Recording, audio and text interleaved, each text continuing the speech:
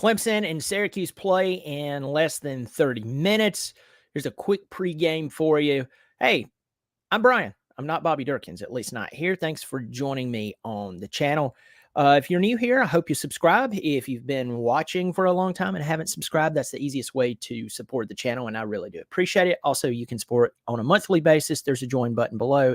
You won't even notice it. Anyway, so Clemson and Syracuse kick off on ABC at 12 o'clock. We're about a little over 20 minutes away from game time. The big news for Clemson is that Nate Wiggins and Antonio Williams did not travel with the team, so they're not playing today. Nate Wiggins got hurt last week, played his brains out. If anything, Nate Wiggins established himself as one of the best defensive players on the team, and I think one of the best defensive players in the ACC, and he is pushing himself to a place to where I think he'll be viewed as, if he continues on the track that he's been on, one of the best defensive players in the country. But Nate Wiggins and Antonio Williams will not play. This is the second week in a row that Antonio Williams has not played for Clemson. He didn't play against Florida State last week. So, that's a big deal. That's one weapon that Clemson will not have on the side of the offense. Now, for the defense, as I said, Nate Wiggins not playing, Clemson can kind of get away with that a little more because Oronde Gadsden, he's out for the entire season. In fact, he's been out for a while for Syracuse. He's the preseason All-ACC tight end. The only thing that Clemson has to worry about, and I'm not going to say the only thing, but like one of the main players that Clemson has to worry about as far as in the receiving court is Damian Alford, the 6'6", 210, 215-pound wide receiver from Syracuse. He's the leading wide receiver for the Orange. So it's more manageable than Clemson having to try to cover, say, for instance, like Florida State last week. You have Johnny Wilson, you have Keon Coleman, you have Jaheim Bell. You have to have more coverage. You need everybody on their game. We saw what happened when Nate went out. And not picking on Jaden Lucas. Jaden Lucas is a true sophomore, and he's out there trying to cover a guy who is burning up college football. He was one of the hottest wide receiver prospects in the transfer portal. And you put a guy who is, true sophomore, who's playing behind someone out there to try to cover that guy. That is just a tough role to fill. But Nate Wiggins being out today versus Syracuse, no disrespect to Syracuse, it's just the talent level is not near as dominant as Florida State. Now, with that said, I've had a lot of Syracuse fans come on my my show. I say on my show, they've showed up on the comment board, and I did a prediction a few days ago, and that's the thumbnail. And I've had, believe it or not, I've had a lot of comments from Syracuse fans. When you think of Syracuse, you really don't think football. You think basketball. Of course, they had the team in the mid to late 90s with Donovan McNabb, Marvin Harrison Jr., of course, or Marvin Harrison, not Jr., Marvin Harrison Sr. And unfortunately, us Clemson fans remember what happened in the Gator Bowl in 1996. Clemson went down there to Jacksonville and lost 41-0 to Donovan McNabb and the boys. That was during the Tommy West years. But other than that, and maybe sprinkle in a few seasons here and there, Syracuse is mostly known as a basketball school. And what's impressive is I've had a lot of people show up on my prediction comment board and make some really good comments. Of course, there was some good trash talk there. Of course, there should be. But they showed up. So I'm really impressed with their response. Maybe they're shocked that anybody even cares about the game today. Now, I did hear from someone, and I know I have some comments right now, and I have the comment board turned off just so I can pay attention a little better. I did have someone show up in the comments section and let me know that there was a lot of games available today. Or a lot of games. There was a lot of tickets. My coffee's not working. There's a lot of tickets available for today's game. So that's going to be interesting to see how that plays out. So Clemson, the big news is Clemson is without Nate Wiggins and Antonio Williams. Antonio Williams didn't play last week, and that was a loss. So What is the line at this point? Right now, the line is at 7. Clemson is a 7-point favorite in this ball game. And the over-unders is 52. I'm going to take the under. I said in my prediction, I said that Clemson, and it's barely under. I said that Clemson will win the ball game, something to the tune of 30-21. I think 30-21 kind of makes sense, you know. Maybe Garrett Schrader comes out there and puts on a show. They're 4-0. Now, they haven't played a conference game yet, and the talent they've played up to this point is not that great. But I'm going to pause there and tell you, I would rather get my team in sync, get the gears turning, get the ball rolling, and all of those other little cheesy examples, to get my team ready to play conference play by repetition and just by competing against people who's not your teammate.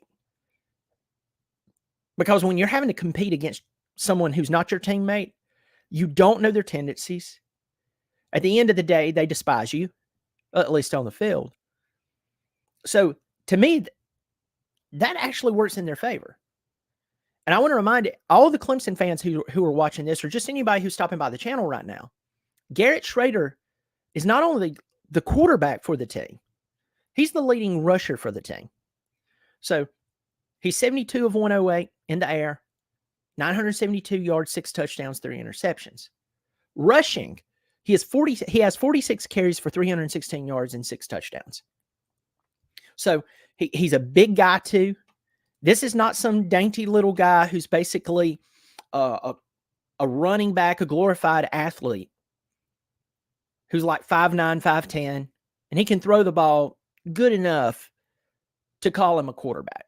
Now, this guy's 6'4", 225. He can throw the football, and he can run. He reminds me of Leonard Riley, or Riley Leonard. Y'all, I am telling you, I am on the struggle bus this morning. Right, he reminds me a lot of Riley Leonard, okay? But I believe Riley Leonard overall is a better quarterback. But Garrett Schrader, you have to take him seriously. I want to get to the comment sections real quick. Cookie Fruit, what's up, Brian? Notre Dame 21-64. Hey, y'all have a big game today. What's up, Brian? Loggerhead TV, all in. Hoping for a good game, a win. Ha ha. Yeah, I know. I was surprised last year when Syracuse lost 6 straight. They put up a decent fight. Someone corrected me and said it was 5 straight, but, 5 straight losses is not good. Syracuse, NC State always play us hard. That is true. John Smith, no more fumbles, no more fumbles. Yeah, fumbleitis or created fumbles. We really have had created fumbles. So the Duke, you remember in the Duke game, there was the one handoff to Maffa, and somebody put a helmet on the football. I understand that you can't fix that in the sense of that's one of those fumbles that it's going to be hard to avoid when someone perfectly puts their helmet on the football. We can all talk about theory. We can all talk about, fundamentals there, and we should. But when someone perfectly places their helmet on a football, it's coming out, right? And so we had that one that was perfectly stripped. Last week, Cade getting nailed with his back. I mean, that's a quarterback's worst nightmare. Like if you want to talk to a quarterback about what is the worst thing possible, is getting hit with basically their blind side. And he's turning and looking, and boom, it happens. Now, I know that happened on his right side, but he had turned away. He was looking. If you go back and look at that, he never saw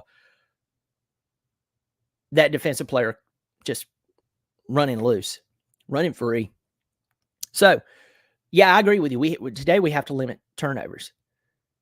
In fact, we should have no turnovers. So, get back to the comment section. I'm going back to this. SEC dog talking some great trash. Will Dabo go to 1-5 versus last 6 Power 5 teams? Asking for a friend. You know what? When you stir the pot, it's always fun. Thank you, SEC Dog. I'm glad you're here. Hope y'all don't lose today with Auburn.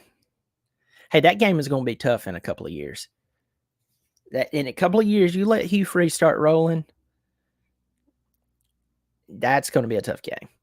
Dwayne Wicker, good luck today. I'm expecting a good one. Hey! Good to see you, my friend. John Sarian, Q's always shoots their... Okay, I'm glad I didn't finish reading that one. John Smith, go Auburn. All right, folks. So what's the keys to the game today for Clemson? You cannot be hungover from last week. What do I mean by hungover for someone who does not understand what I'm saying here? Okay. You finally got past the Duke game. You played 2 nobodies. Everybody's fired up. You've beat Florida State the last 7 times you've played them. And in some games, just absolutely ripped their head off their shoulders. Last week would have been the perfect redemption game for Clemson. And Clemson played really, really well. Offensively, they look fantastic. I know there might have been some moments that we'd like to have cleaned up. Overall, Clemson played really well offensively. And Clemson's defense played extremely well when the defensive coordinator didn't call off the blitz that was working. And someone asked me, were they supposed to blitz the entire time? If it's working, yes, because when you stop blitzing, guess what happened? Jordan Travis, who didn't even know what city he was in, he had been beat so much, had time to think. I came away very impressed with him, folks. So last week would have been the perfect redemption game. They lost in overtime. And how they lost, it's crazy. There were so many things that was going on with that game. With that game being so emotionally filled, and the redemption plan was not filled last week, I can only imagine what it's like for these individual players. We're not individual players. We're a team. Great. But a team is made up of individual players, and you just hope that from the players all the way to the coaches, I'm more concerned about the coaches, position coaches, than anything. I'm not worried about Garrett Riley. Garrett Riley, Clemson's just stepping stone for Garrett Riley, and we all know that. Even Sweeney knows that. But you hope that they are not hung over. They're not mentally and emotionally worn out last week. I know that I even have friends who I think the world of who are trying to figure out ways for Clemson to get into the ACC championship.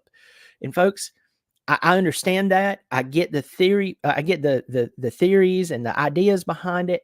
And it's not totally impossible, but it's basically impossible. When you have to start going through each individual team and guessing, oh, who could they lose to if we win out? You're probably already done. And in fact, I lean on the side. Clemson's definitely not getting to the ACC championship. Clemson better watch out. They might not hit 10 wins this year. In fact, I'm going as far as to say they won't hit 10 wins this year unless in a game like this, they really step up and they just depend completely and totally on their talent. Hey, we have the talent to overcome a team like Syracuse. They're going to come out and play us hard. Dino Babers always does a good job at playing us hard. He always does a great job. So the keys for the game today: line up, convert on offense. I believe the defense is going to play well. Convert on offense, no turnovers. And if it is working on both sides of the ball, for the love of anything sacred, don't fix it. That's your keys to the game for Clemson to win this ball game 30-21. For Syracuse, here's what I would do if I were them. I would take a shot downfield immediately. Prove to Clemson we absolutely could care less who you've been in the past.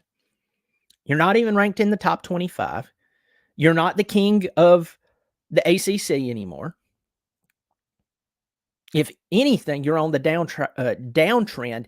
And Syracuse, if I'm them, I would be taking this opportunity to say, and we're going to prove that you're done by beating you today. We know you have all this talent. You have first-round talent here and there, and you have, draft talent here and everywhere. That's great. That's fine. I see Dabo Swinney over there, but this is not the same team. If I'm Syracuse and I'm Dino Babers, I'm going to psych myself up and say, even when they had Trevor Lawrence, they struggled with us. The team that went on and beat Alabama by 4 touchdowns, I would be talking myself up, and then I would get creative. Because if Syracuse plays it safe against Clemson, Clemson wins by more than 9 points. And I can almost promise you that. They come out there and they play like, we're just going to try to march this ball down the field and run right into the teeth of our defense, our front line. That's playing Clemson's game.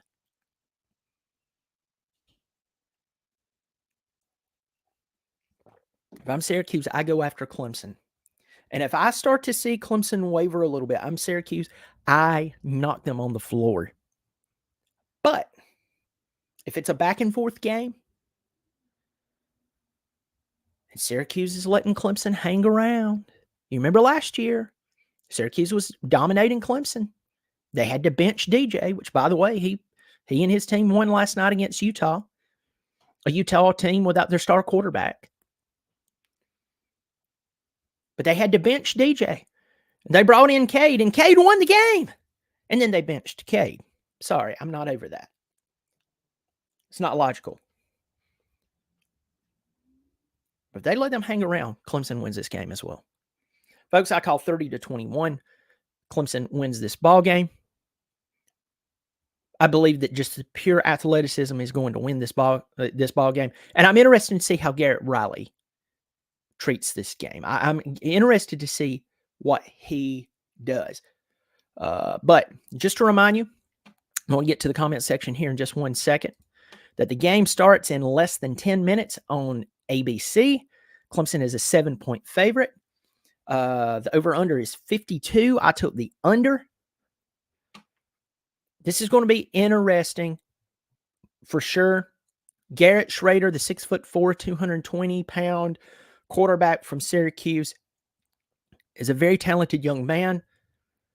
You have to respect his athleticism. He's the leading rusher with 6 passing touchdowns and leading rusher with 6 rushing touchdowns. I know I said that backwards. He has 12 total touchdowns. He can beat you with his running ability. And some people says he's Dungy 2.0, the guy who gave Clemson problems and it was just a true workhorse for Syracuse a few years back. Other people says he's like Dungy, but he's not as good as Dungy. All I'm going to say is you better respect him. And that's a big deal.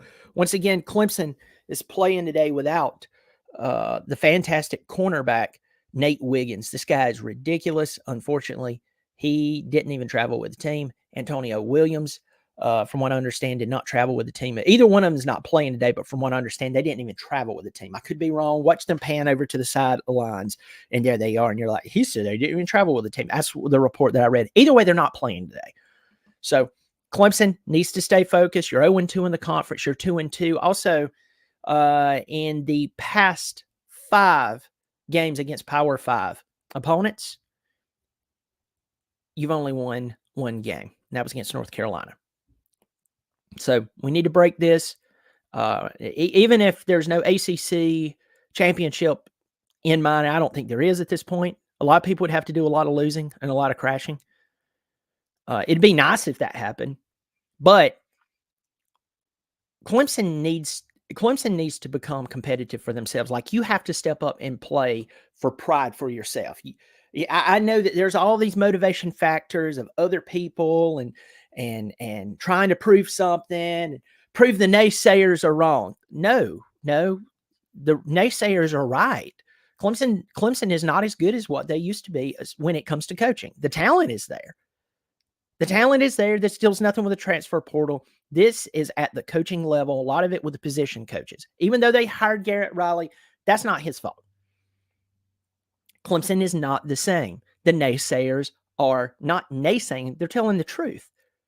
This is the day that you as a man have to look in the mirror and remember that you are part of a team. You do have a lot of talent around you. But you also have to look and say, you know what? I will individually go into the pros if I play well. The scouts will see it. And if anything, you draw from your playing ball with your friends or people that you've built relationships with and your teammates, and draw strength that, yes, people are paying attention to you. And if you play well, just like Nate Wiggins has been playing well. Nate Wiggins didn't lose that game last week. Nate Wiggins did great. It's a team sport, but who gets taken in the draft? An individual.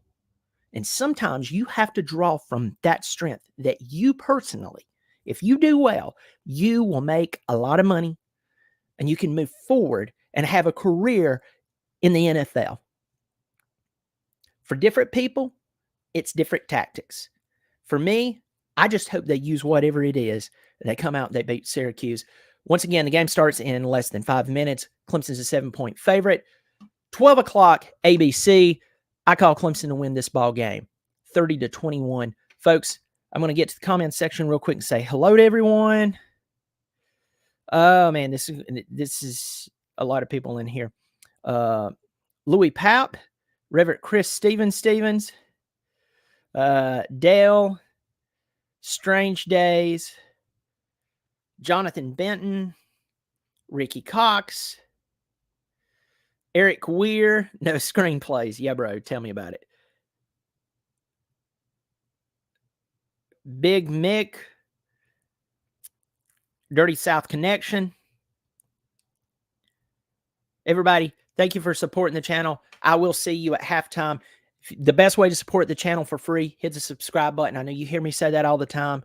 My analytics says that a lot of you still haven't subscribed, but you watch me all the time. So hit the subscribe button. That's free. If you want to support the channel on a monthly basis, unless you're on an iPhone, you'll see a join button below the screen. You can hit that. Also, I want to send a shout out to my sponsor. The link is below the description as well. 4puttcarts.com. They're a beverage and snack cart service for golf courses as well as special events. So even if you offer golf course beverage cart service, if you have a tournament coming up, you might want to still call them before you get overwhelmed. Step up your golf game. If you definitely don't offer cart service, I mean, come on.